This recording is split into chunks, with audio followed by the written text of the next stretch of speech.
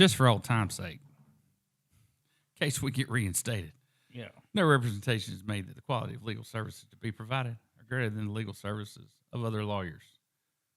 You found the Heart of Dixie podcast entitled Catch 22.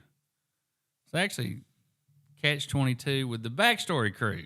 That's pretty good, huh? Yeah, that's pretty good. So the band's back together for this one. All total, this would be about how many podcasts with both sites? 300 something. All right. Yeah, something like that. And so, anyway, Brandon Mosley, reporter, Alabama Gazette in Montgomery, Alabama. How are you today, Brandon? I'm doing fine, Harry. How are you? Well, it's warming up. If there's a bright side to anything today. Thank God it was 22 this morning. And then we got Paul Ripp, consumer advocate from Fairhope, here with us today in studio. Glad it's warming up.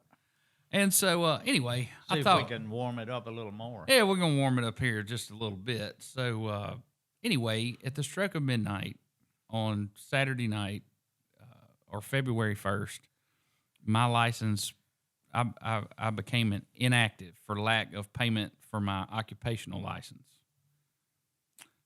which the catch-22 here is that this system of control that I'm telling you about here, where elected and appointed officials, everything that gets filed against them and lawyers, the people that facilitate all this stuff, it's all secret.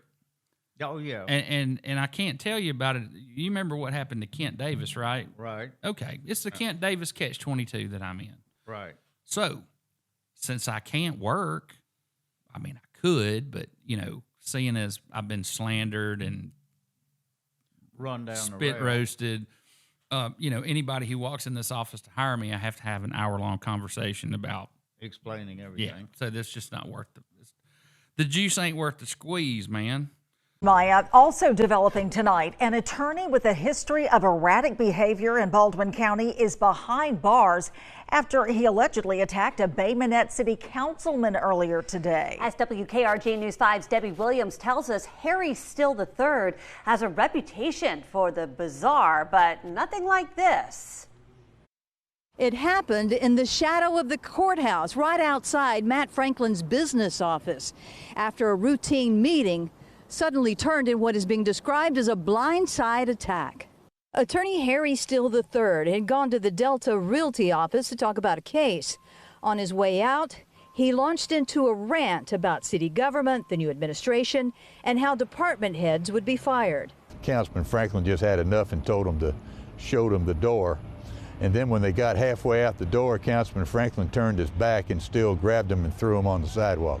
And started kicking him, according to witnesses. Councilman Franklin said he said like a 12-year-old boy said, "Say uncle" or something. Still has a history of erratic behavior, has been banned from courthouses only to be reinstated. He's all about political attacks, and he's done it historically to the city, to the county, to the sheriff, to the DA, you name it. Matt Franklin was treated and released from a local hospital with scrapes, bruises, and abrasions.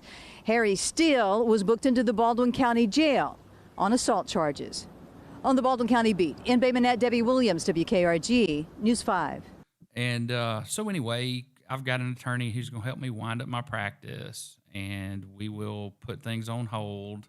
And, I'm probably going to be podcasting twice a day between now and my trial in May. So, and each podcast that we do on Saturday nights from now on, we're going to go over one of these bar complaints. So, guess whose bar complaint we're going to talk about first?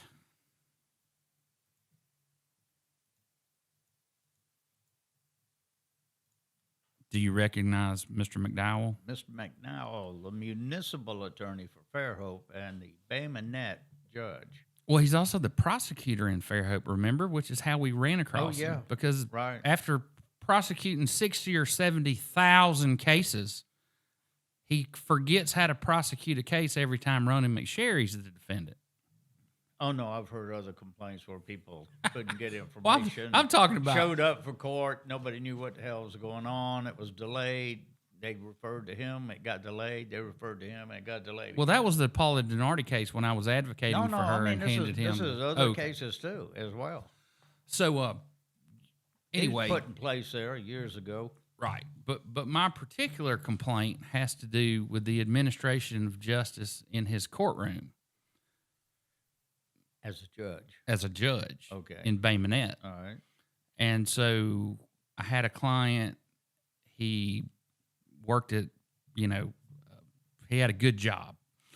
And he got a DUI in Bay Minette, sleeping in his car. That kind of thing. He pulled off the side of the road because he had too much to drink. They come tap up your DUI. So anyway, since he had no priors, of course, Trey Coons, the prosecutor, offered him a really good deal where he'd go to driving school and we, keep it off his record. So anyway, after this deal is cut and all the paperwork signed, we're getting ready to go up there in front of Marcus. Trey comes over and says, unfortunately, we're not going to be able to do this tonight. What you're going to have to do, because the chief showed up and blew up and reminded everyone that none of your clients are getting deals. So my client cost him $1,000 because you have to put up $1,000 appeal bond. And then, of course, we got the same deal on appeal in circuit court, which is where I am now, right? Mm-hmm. Okay. So I go to Fairhope and I talk to I go to his office and I sit down and talk to Marcus, like a man. And I say, Marcus, this is not how this is supposed to happen. Do you agree? Yes, I agree. I'll make sure it never happens. So do you remember the story about Shannon? Mm-hmm. Okay. Right. So my client, I'm not going to use his last name, but he's in Bay Minette, and he and his cousin are working on his vehicle in the front yard. A nondescript car pulls up, the window rolls down, and they shoot his cousin in a drive-by. So being in his yard, working on his car, he pulled out his gun and just shot it up in the air, fearing for his life, just so it'd scare him off. So guess what the homeowner was charged with in this case? Discharging his firearm in the city limits. So we get to court, and guess what happens? The same thing. Trey's going to throw it out until Tolbert shows up and reminds him. Of course, this isn't necessarily coming from Tolbert, is it, Paul? No. But do you remember when we went to the NBU meeting and talked to Mayor Wills? And do you remember what he said? You deserve whatever you get. So, this is coming from the mayor. Well, yeah, but when you speak of Mr. McDowell, he should have never heard your case. In my opinion, he should have never heard your case. Anyway, well, I think that's what we're kind of getting around. That's what I'm kind of getting around to. The fact that he didn't recuse himself tells you all you need to know about the city of Bay Minette and here's the other and thing. Marcus. Here's the other thing, too.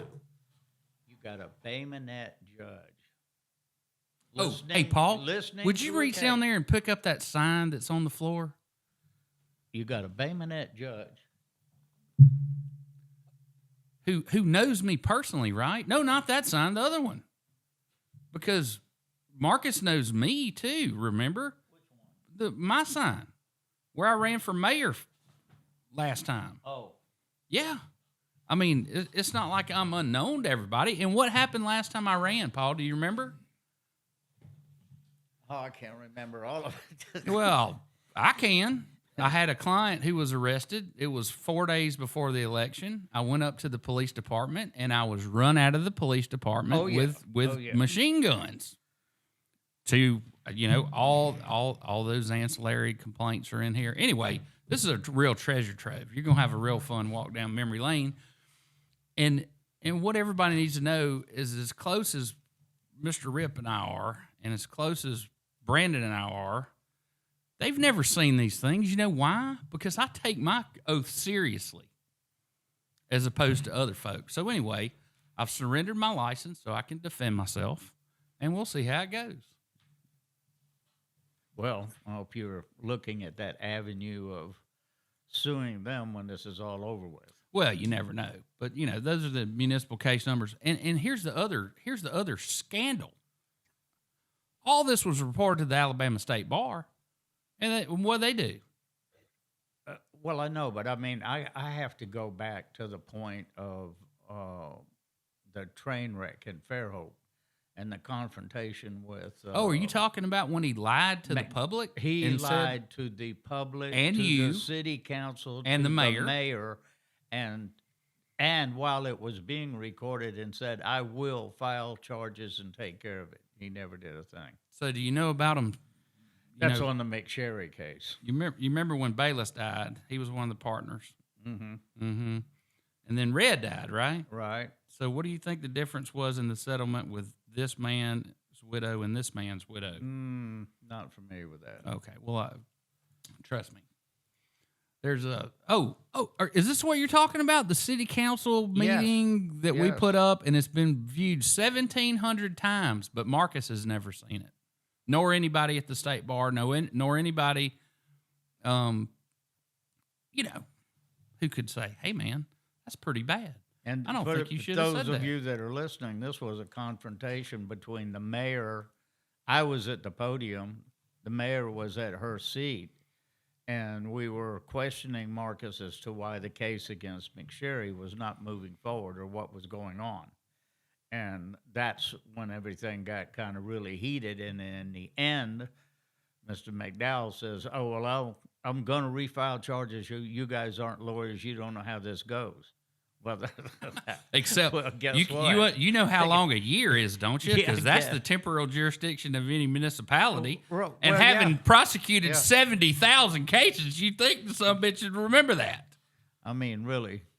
It was really pretty bad. I personally don't think, and this is McDowell or anybody else, I just think it's a huge conflict for a judge to be also have the position that you would have as a municipal lawyer, because now, you have other attorneys that are going to be approaching you at the bench who know you on another hat like a lawyer. I don't know. I see a huge conflict there. I don't think you should be able to hold both those positions. Yeah, that's always been, a gray area, because at one point you're a judge, making decisions, and then the next morning you're out there, getting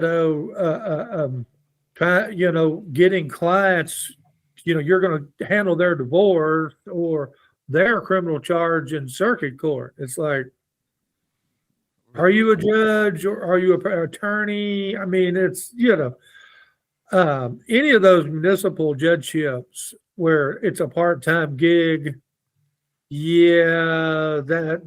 a very tricky deal. And are they really going to hold their police accountable when they work for the same people?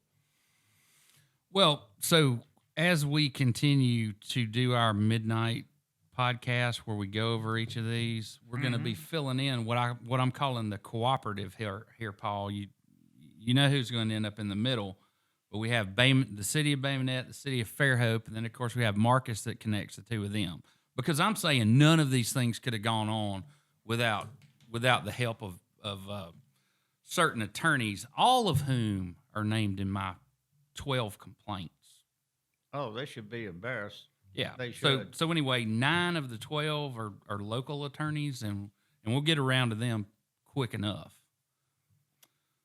All right, guys. Well, I appreciate your time. Probably going to start podcasting daily on Wednesday, 2 days.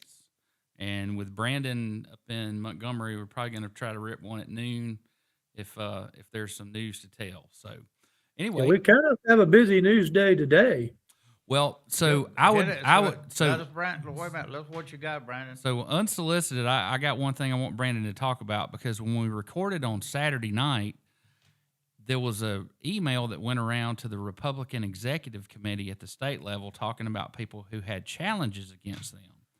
And it already had the recommendations that were going to come down from the committee that didn't meet until this morning.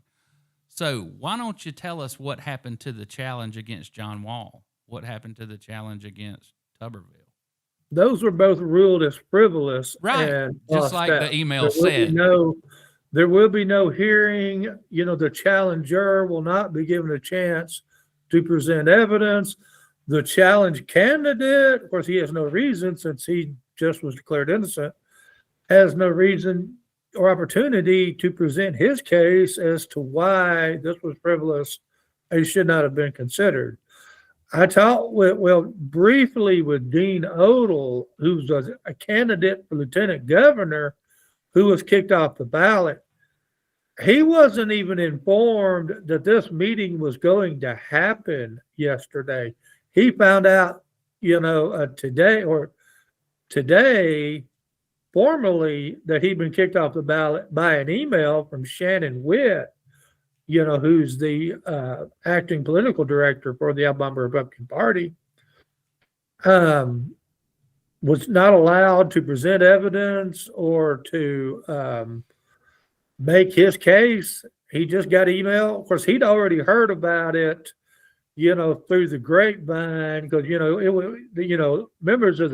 there's 21 members on the steering committee, and apparently they leak like a sieve because everybody in the state apparently knows somebody on the committee who was telling privileged committee business to anybody who wanted to know.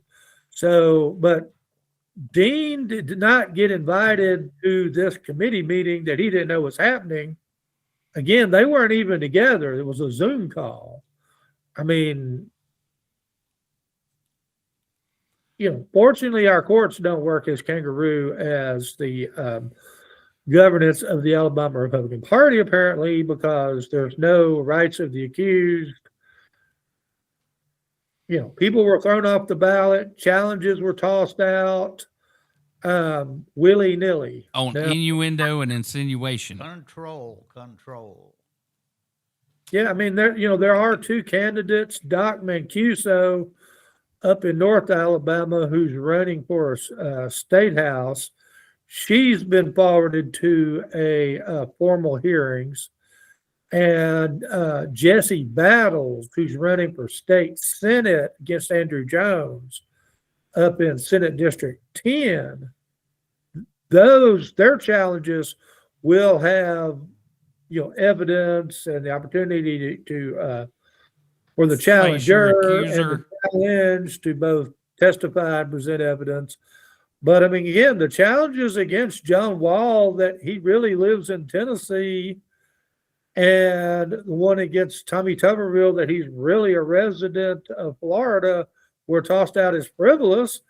And the challenge against Dean Odle was upheld, and he was tossed off the ballot again without opportunity to present evidence or make a case in any kind. It's like, and remember, Mr. Odle's beliefs that we find wildly, that some man rose from the dead and that the earth is flat. That's all in the Bible, and that's what he believes. Now, whether or not... Well, I don't know about everything he believes is in the Bible, but that wasn't why he was tossed out. What got him was 4 years ago, he ran for governor in the Republican primary against Kay Ivey. As we all know, Kay Ivey beat Odle and all 8 of her challengers with 55% of the vote.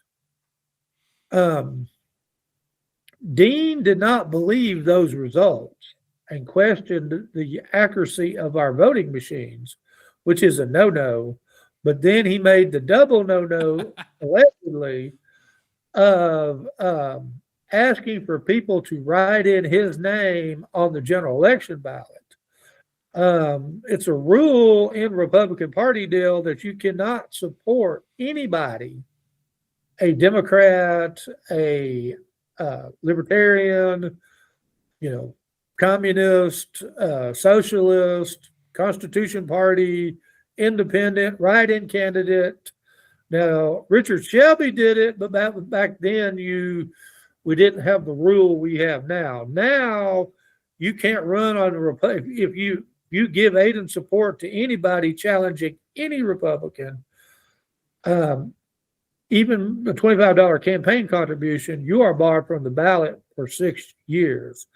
And so the accusation, whether it was true or not, that Odle had asked for people to write him in as a write-in candidate was held against him, and thus he was tossed off the ballot. Again, none of the evidence presented to the committee I have in front of me, because all of this was done in secret meetings with no press present or members of the general public, and in this case, even the candidates who expects we were deciding. Damn. Yeah, Damn. that's how we do it. So, committee land. So Wow. immediately following this content, Mm. our viewers are going to see the content that was recorded on Saturday night. Okay, so when we get done here, the video that I did with Whitney and Kevin.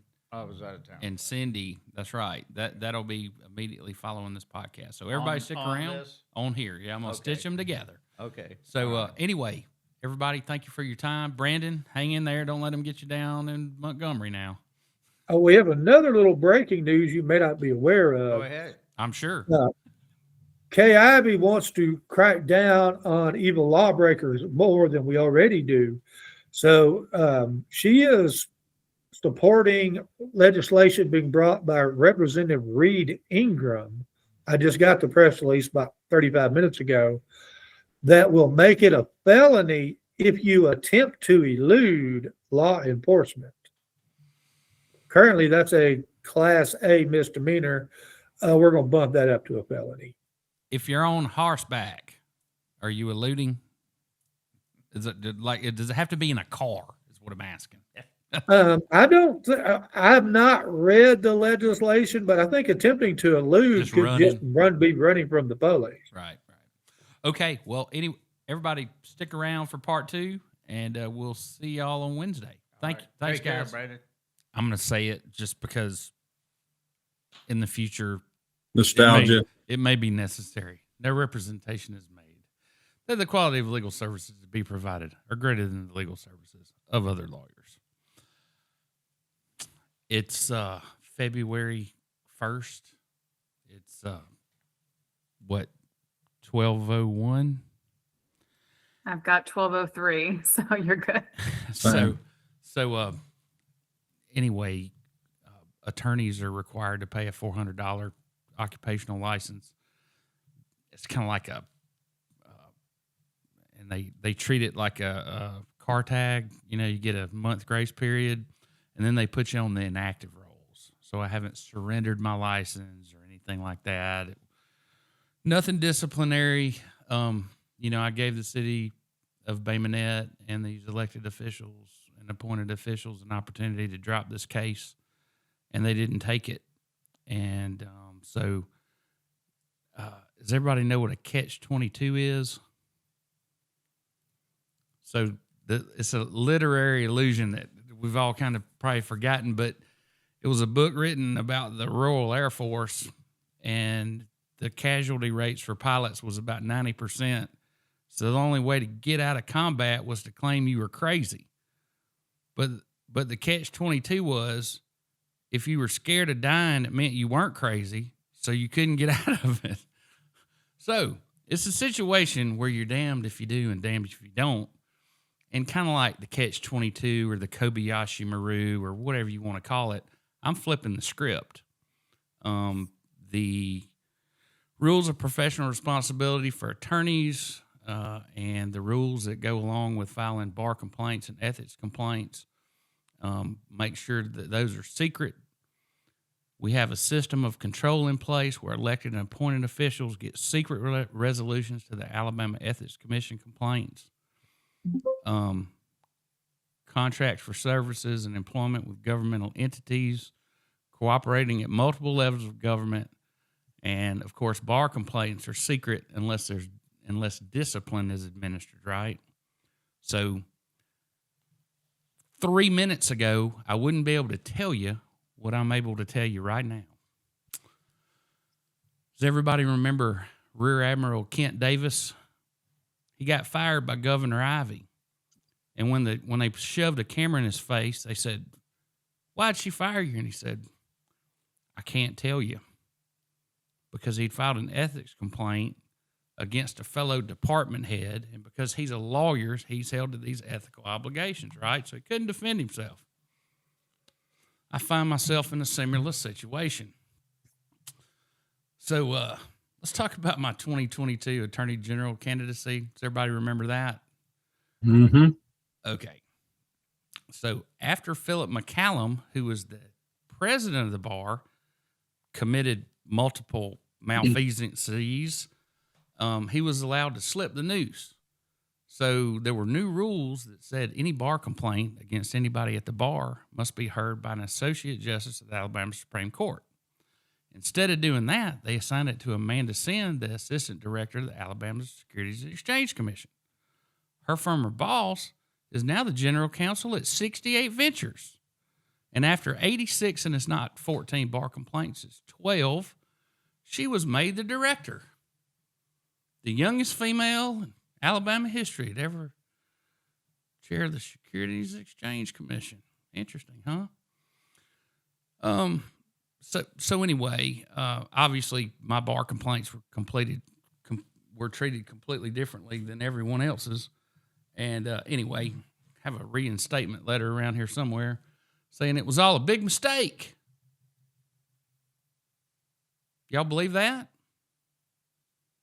Just happened to be running for Attorney General, and, whoops, we screwed up and suspended your license just in case I happened to have beat Steve Marshall in that town. There were all kind of things going on at the time.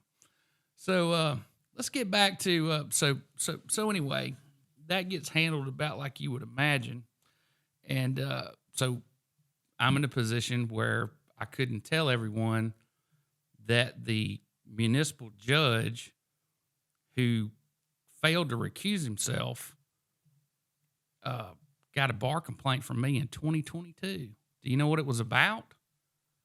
The administration of the Bay Minette Municipal Court. Y'all think anything happened there? Of course not. No. Probably. No, of course not.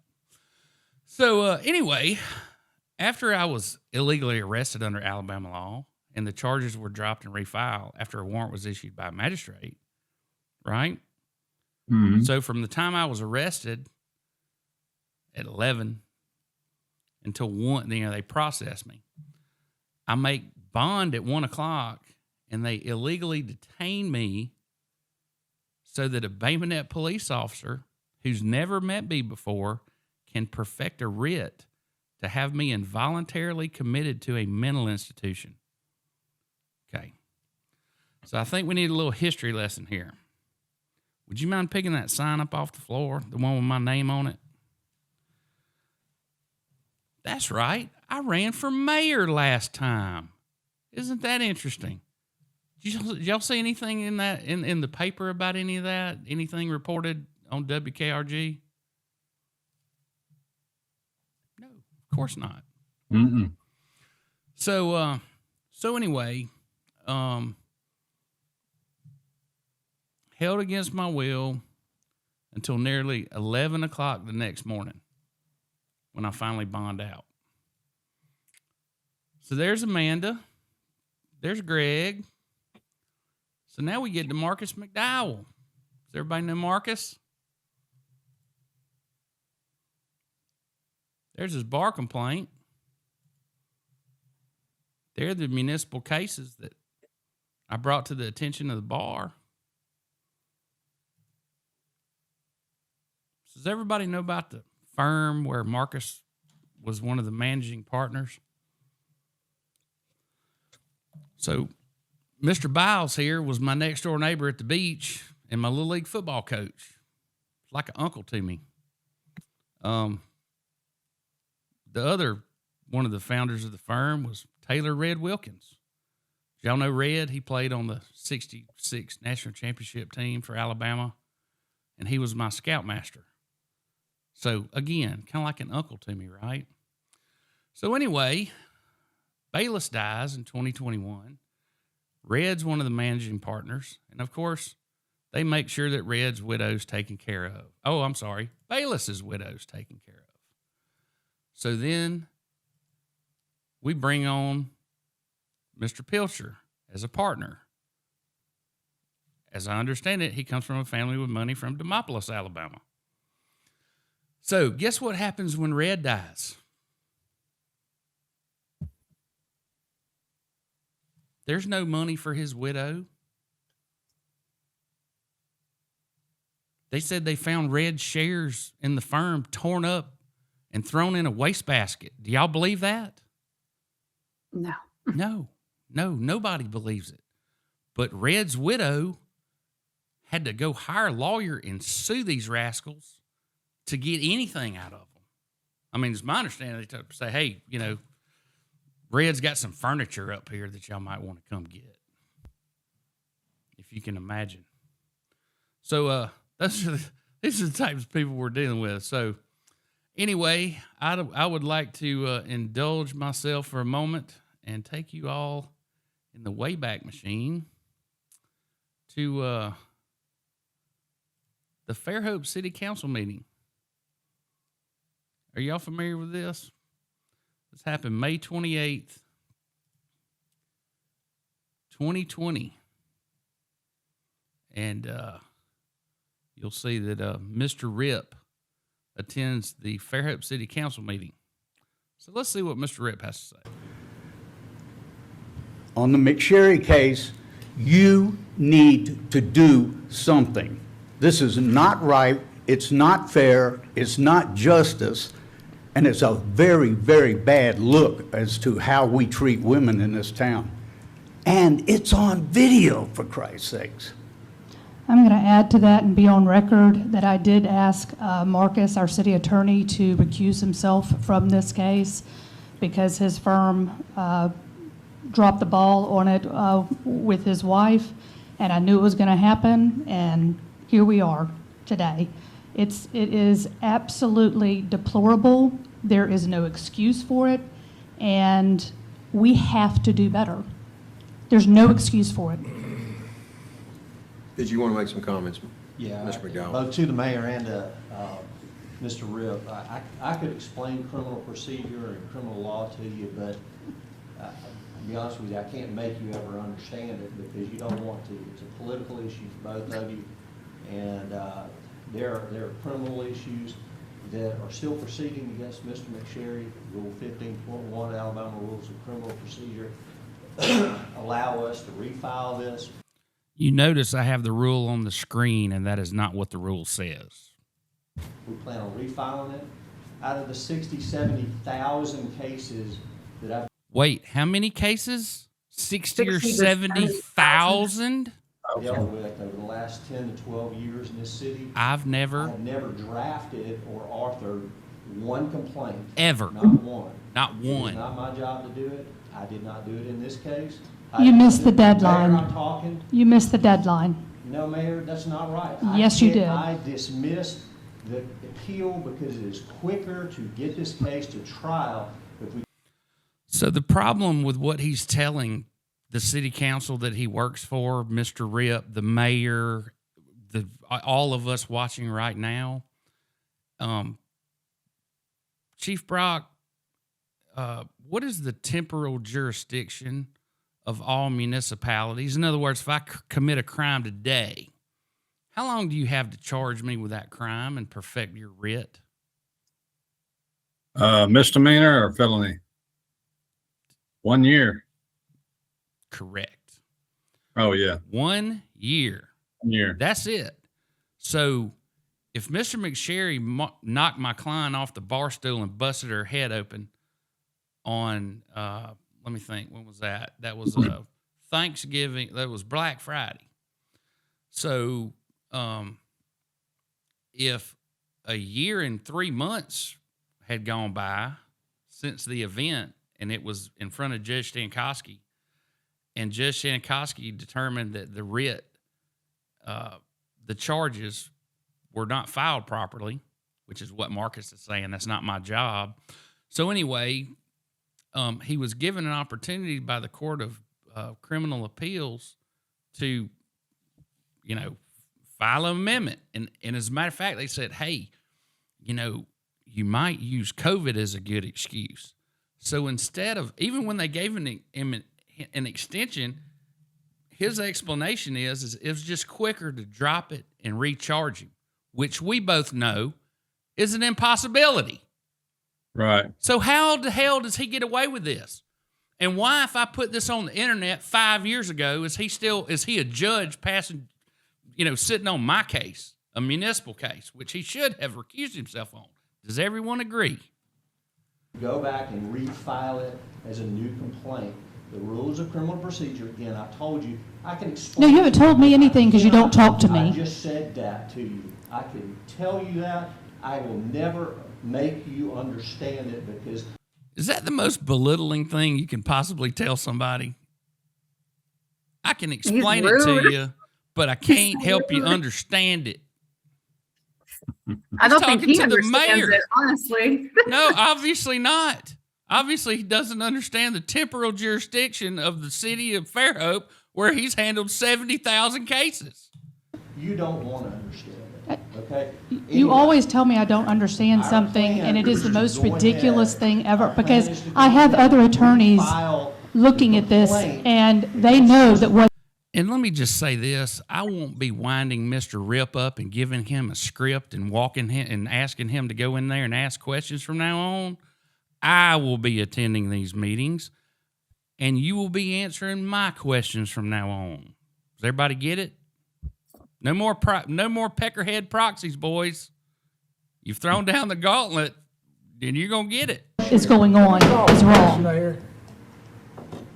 You hadn't talked to an attorney that knows anything about rules, and wherever... Oh, really? Yeah, that's right.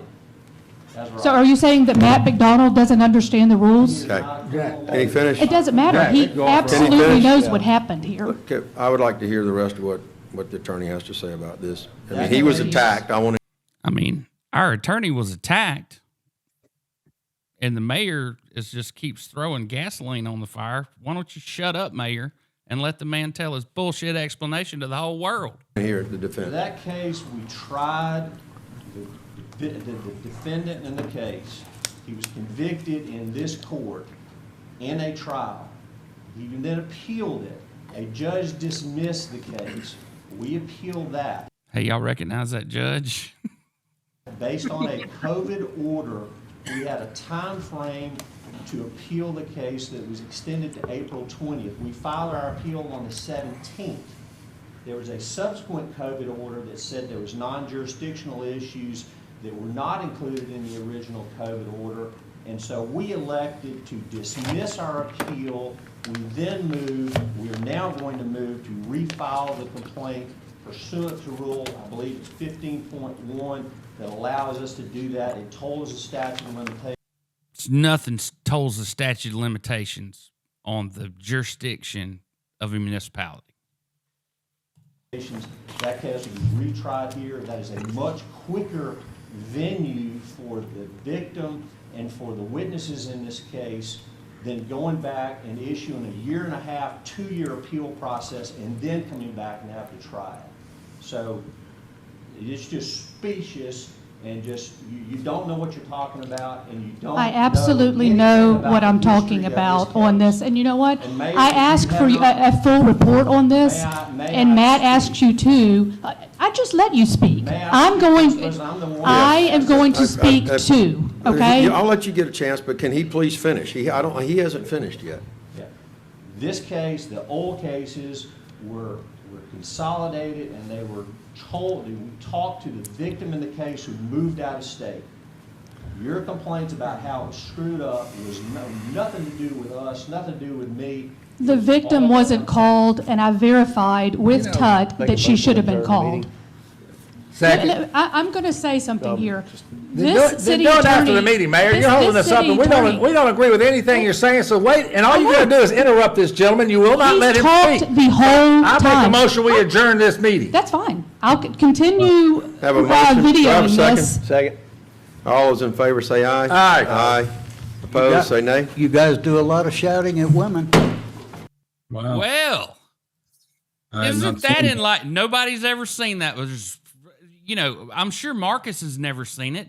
But the funny thing is, let's see what the count's up to on that. What are we looking at? I don't know, 1,700 people have viewed that over the last 5 years. I guess it was just nobody at the Alabama State Bar. So, to give y'all a preview of some other things that we're going to be talking about in the future, you know, while I'm loose. The Curious Cases of Dr. Jonathan Newsom. Does anybody know? Do you know? Have you ever met Jonathan Newsom, Kevin? You ever been over there for an autopsy? I have not. Not personally, no. Okay, so I'm gonna run that. y'all through these real quick.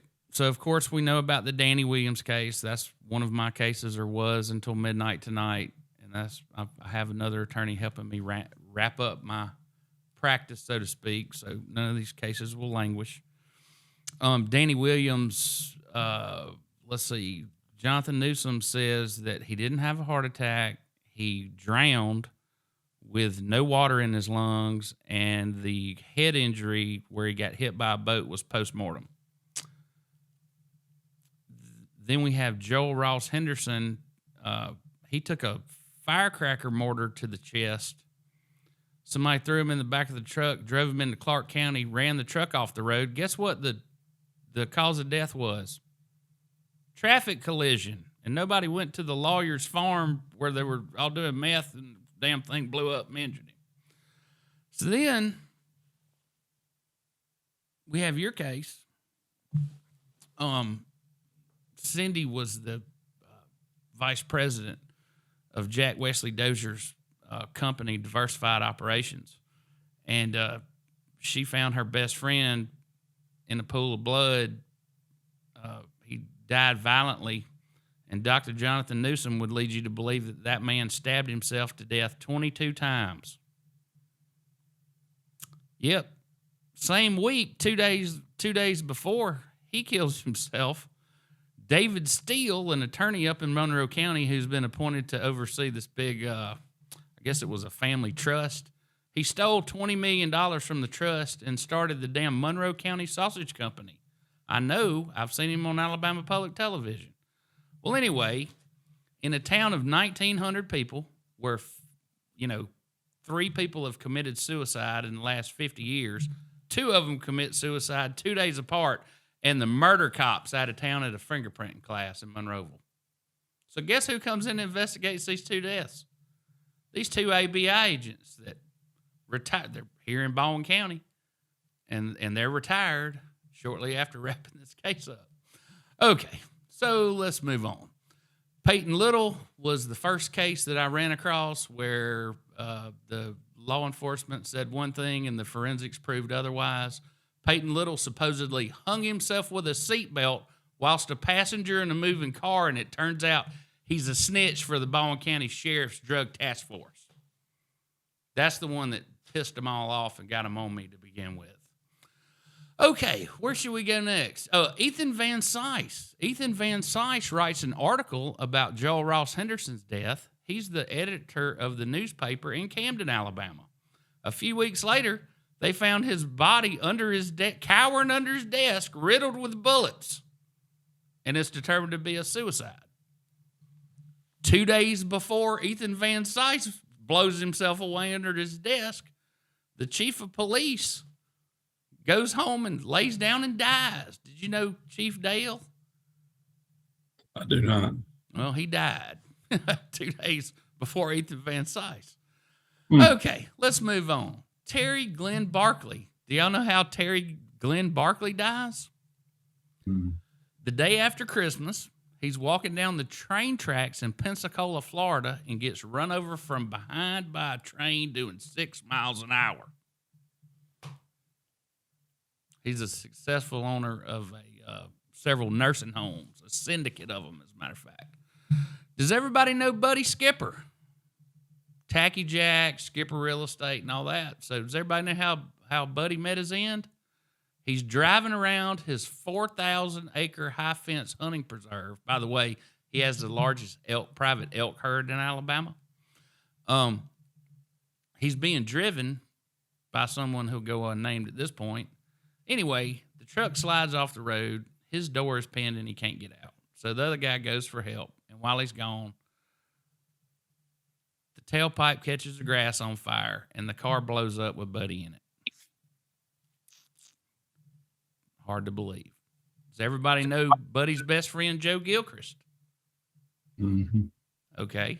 So 2 days before Danny Williams gets run over in Perdita Pass, Buddy Skipper is found at the Wharf Amphitheater parking lot, dead of a drug overdose. Joe, you mean? I'm sorry, Joe Gilchrist, yes. So let's keep it in Orange Beach. Everybody know the number 2 producer at Remax of Orange Beach, Scott Myrick? He's found dead. He hadn't touched drugs in 20 years, moved down here, started a Christian ministry. The church is at the Wharf. So anyway, our super secret undercover drug task force has a little secret layer there at the Wharf. I don't know if y'all know about that. But anyway, Scott Myrick is found dead of a drug overdose between 2 undercover federal vehicles in the damn parking lot at the Wharf. Bet you didn't hear nothing about that, did you? So then we have my high school classmate's 16-year-old son who was truant from school for 3 weeks. There's a 911 call that he shot himself in the head at a trap house out here at the Oasis truck stop exit at a one of these drug houses, right? So anyway, nobody looked into it. So I looked into it a bit, and I went to I think it was what's that fella's name on the task force? Anyway, Major Crimes Unit. I went to him and I said, hey, I understand this is your case. I've done a little investigating. Can we compare notes? How many people were at the house when this boy shot himself? He said, well, it's the man that called 911, the homeowner, the little girl that was there, and then the boy.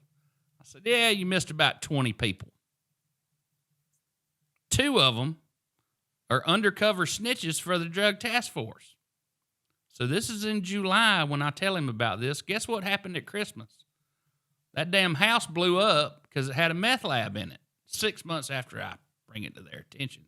And then, of course, there's the Brittany Woods case. I don't know if we can lay that on Newsom because it's just out there in the ether. But, yeah, something to look forward to. I'm going to go over every single one of these with a fine-tooth comb. Oh, I left out Paul Fox. Paul Fox was a small business owner.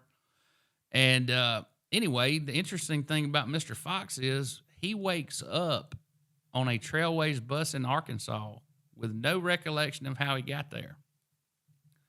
So he calls some friends, and he gets a bus ride back to Mobile.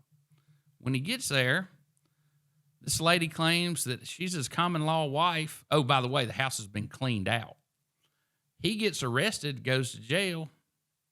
He calls the same friends.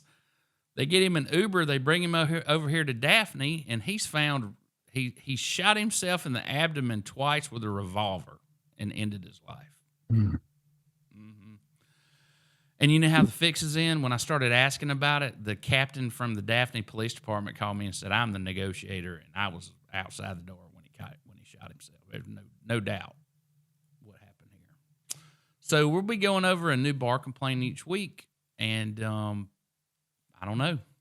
Maybe somebody will come to their senses because I got a feeling that, eventually we're going to get to a soft spot, don't you imagine? All right. Well, I think that's enough for tonight. I really appreciate y'all hanging in there. If either of you are elected, I hope you'll do better. That's all I can say about it. Definitely. And I should go ahead and tell y'all now, once my name is cleared and I get my license back, I have no desire to ever be a public official again. But I'll promise you this, we'll run a yellow damn dog before I help Bob Wilters get elected for another damn term as district attorney. He is supposed to be he controls the grand jury. He's supposed to be the one that keeps a Giglio list. So, Chief Brock, do you know what a Giglio list is? I do. So it's a list that the district attorney is supposed to keep of information that is, how would you say, not flattering about a particular police officer. In other words, We know if this guy's perjured himself before. We keep a list. We won't call, and if you can't call a cop to court to testify, what good is he? Right. Okay. So career ender usually. So since the district attorney won't keep a Giglio list, I'm going to start a database. And every time somebody like Brandon Thompson shoots one of my, friends' children, we're going to add them to the list. And when they leak the damn body cam footage of the murder, we're going to add that to it too. So everybody can watch that over and over again. Anyway, all these people that we should be getting rid of keep getting recycled. And I for one am tired of it. Whitney, I've been keeping up with you on Facebook the last couple of days. That's getting pretty good. We got a nice little leak from the state capitol this morning, and I was finally given the go-ahead to release it. We should go ahead and highlight it. Can you pull it up? So I got this nice little leak today. So I did not publish the actual email because I wanted to protect the source, but that was the contents of the source's email, that black image with those names on it. So what's really interesting is that this list was sent out to the Alabama Republican Steering Committee today. This is state level with some pretty definite decisions in there. So you'll notice on the very bottom, the following challenges were received and will be sent automatic ballot denial letters based on violation of ALGOP standing rules. What is so interesting about this is that the steering committee hasn't even met yet. They don't have a meeting until 3 p.m. tomorrow. And the candidates on that list at the bottom are not even going to be notified until 4 p.m. tomorrow. They are no longer on the ballot. And there's a lot of information in that post. It's a long one. I don't know how to tell a short story, but I got a lot of information. I have leaked audio that was given to me. It's also interesting to note that I know that John Wall personally, from sources that I've talked to over the last couple of months, I knew that this was coming, that he was going to be making this move. I think anybody on the inside did know, but over 75 documents of evidence were submitted to challenge his residency for sure. But then there's another one because he's listed on there twice. So Tommy Tuberville, I know that there were numerous documents. We've got flight logs, you've got property tax records, all these things that were submitted. And what is so interesting is the two people on this list that had the most credible evidence submitted contesting their residency, among other things, are the ones that the committee tomorrow won't even get to hear. They won't be able to see the evidence. They've been labeled facially defective. And the steering committee, my understanding is they've not been given any evidence of even these, I think it's 6 people that are automatically disqualified. There's no supporting evidence. But when you start looking at these people and some of the incumbents that they're challenging, it all starts to look very calculated. But yeah, this might be the first time that some of these people even realize that they're on this list. So can I talk about John Wall for a second? Please go right ahead. Okay. So did everybody see the article that was highlighted in Yellowhammer News where he was accused of voter fraud because he created an Alabama voter card and tried to present it to vote? Okay. Why would he do that? Well, the only logical conclusion is because he didn't have an Alabama driver's license, because his name is Jedediah Ezekiel Wall and he lives in Tennessee. And if a man makes a living selling butterflies, it sounds like a made-up job like Tony Soprano working at the waste management company, right? The guy grows butterflies and sells them to you so you can release them at your wedding. That doesn't sound like much of a business. I mean, is he the sole source in the country for butterflies? Anyway, my nickname for him is Buffalo Bill. Yeah. And I have his arrest record. So not arrest, I'm sorry. His, speeding ticket. So, 7 years that he would need to be a resident in order to be able to run for lieutenant governor. But when he was pulled over, and I believe it's Morgan County, I'm sorry, it's late, I can't see. That is when we discover his real name, but this was in 2023. So it's not been 7 years. He does have a Tennessee state driver's license on here. Maybe that doesn't totally put him as a resident in Tennessee, but one would be inclined that would mean he is a resident, or he has two forms of identification in the form of a driver's license, which is illegal. So who knows? But yeah, lots of at least 70 plus things were submitted to challenge his residency, but nobody's going to get to see it on the steering committee.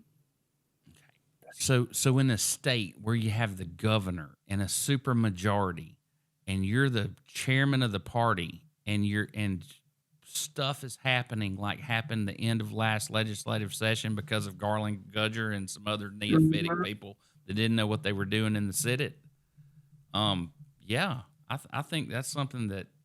Anyway, I got a feeling that this podcast is going to get real popular real fast now that we're no longer shackled by all these silly rules.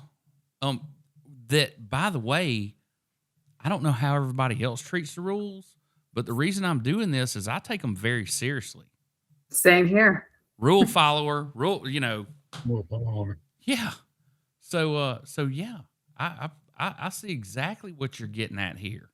And the fix is in, brother. Just like, why isn't your name on here? I thought your candidacy was being challenged. Is it not? Well, yeah, but this is like more state level position. I'm just running for the school board and getting help for that. But I am still awaiting to hear what the final determination is on that. And your determination will be made by the Republican Executive Committee of Baldwin County. Correct. Yes. They tried to escalate it to the state twice, and the state refused to review it and kick it back to them. So they are making the determination themselves. When will that be? I don't know. I've emailed Kathy Morlock twice. I didn't hear back from her the first time. I had heard a rumor that she had told people that I declined to come to the meeting, and that's not true at all. And I have the email for that. But that's what I was told today, is that I declined to come meet with them because they were going to force me to come sit with them and I guess argue why I deserve to be on the ballot. But yeah, but then she finally emailed me tonight that she was busy and she'd get back to me as soon as possible. Okay, well, I got a parting gift for everyone.